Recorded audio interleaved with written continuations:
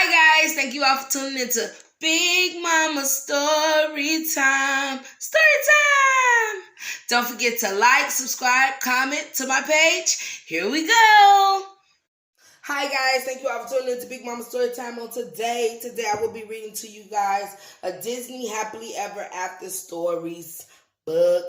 All right, let's get into this. This book, we are almost done with this book, and the last one I read was Atlantis, the Lost Empire. This one will be Cinderella 2, Dreams Come True, an Uncommon Romance. And I think I have this book already read, but since this is within the collection, I'm going to reread it again. I read this one a while ago. I don't really compare my different readings too much, but if that was a bad take or something, then I could just reread this one and maybe, come back from that bad take. Guys? All right, let's find that. When it's almost at the end of the book, it's like very hard to find for me. All right, so Cinderella 2, an Uncommon Romance. Let's get into this.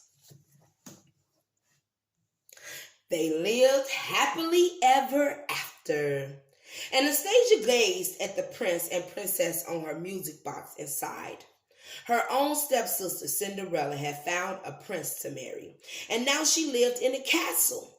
Why wouldn't Anastasia be so lucky? Instead, she was stuck at home with her bossy mother and her crabby sister Drizella. "Girls," shrieked Anastasia's mother, "Cinderella's ball is tomorrow night. Every noble bachelor in the kingdom will be there. If you want to find a husband, you have to make the most of this opportunity. I won't let you fail me again." "Yes, mother," the sister said obediently. "Drizella, pin back those curls. Anastasia, put more color in your cheeks," their mother demanded as they got ready to go out. A perfect appearance is the only way to attract a proper gentleman. As the girls followed their mother's orders, they talked about the rich, royal men they hoped to meet at Cinderella's ball. "Maybe a count," Anastasia said dreamily. "Or a duke," added Drizella. "Precisely," their mother said. "We shall find your men of wealth and nobility. Come along now. We need new gowns for both of you." Then they headed into the village. Meanwhile, at the castle, Princess Cinderella was getting ready to go to the village too. She put on an old dress and tied a scarf in her hair. The princess didn't want anyone to recognize her because she had a very secret errand to do. "I want to surprise the prince with a garland of flowers," she confided to her mice friends along the way. Cinderella had heard about a special tradition. If a man and a woman gave each other a garland at a ball, it meant they would be together forever. Oh, that's so sweet. Cinderella wasn't the only one with garlands on her mind. Anastasia couldn't help glancing at the flower seller's wares as she passed by. Before she knew what she was doing, she was standing in front of his cart. "Remember the tradition," the flower seller told her. "Don't you need a garland for the ball?" Anastasia shook her head sadly. After all, she had no one to give it to. "Anastasia," her mother bellowed, "what are you doing?" "Nothing," cried Anastasia. "I'm coming." Anastasia knew she should hurry and catch up with the others, but she couldn't help stopping again outside the bakery. The fresh bread smelled wonderful. She closed her eyes and followed her nose into the shop. She didn't notice the baker pulling a batch of rolls out of the oven. Bump! Anastasia knocked right into the baker. Her eyes met his, and in an instant she felt something magical happen. At that very moment, Cinderella walked by. She couldn't believe what she saw through the shop window. Could it be that her stepsister was falling in love? I don't know. Let's see. Okay. "Everything smells so good," Anastasia stammered. "Would you like one?" asked the baker, holding out a basket of hot rolls. Anastasia blushed. She nodded shyly and took a roll. Just then, whack! Anastasia's mother knocked the bread out of her hand. Anastasia, I think not, her mother said icily. Everything in this shop is.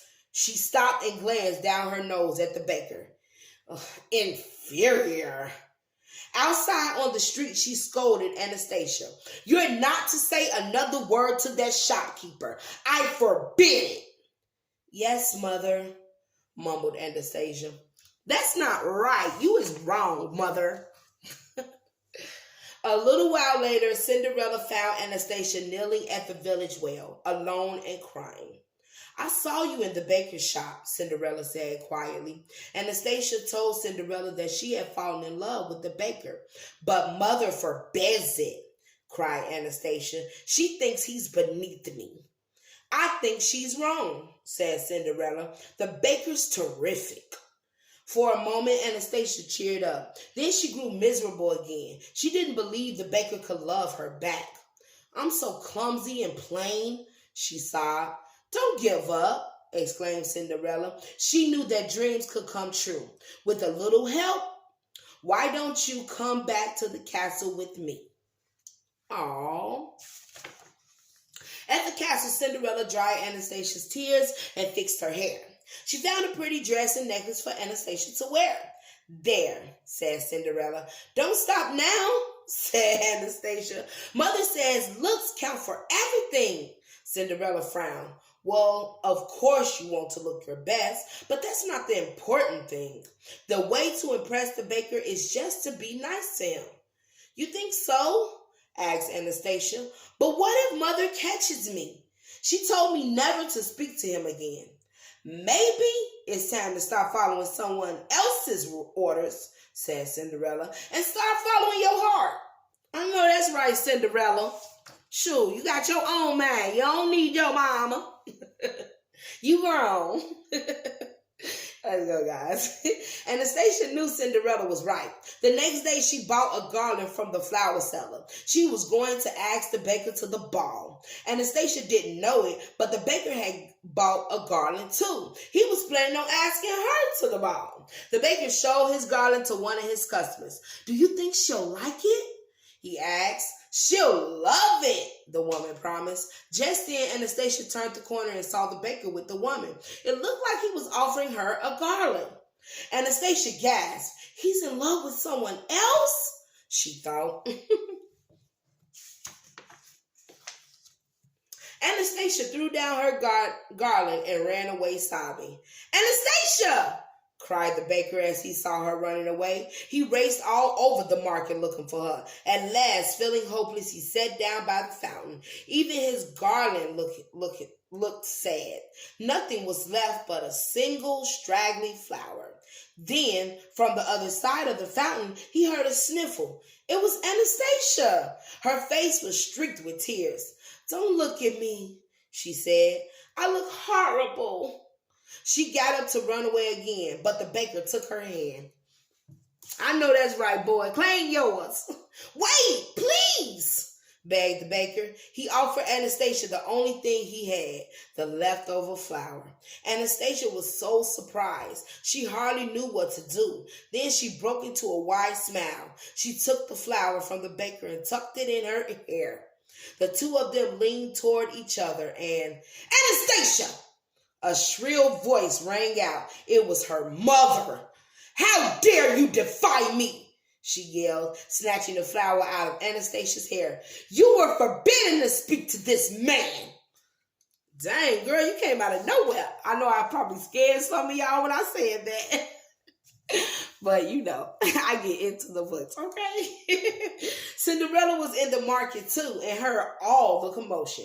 She ran to the fountain just in time to hear her stepmother say, You deserve better. Come along. Cinderella sighed.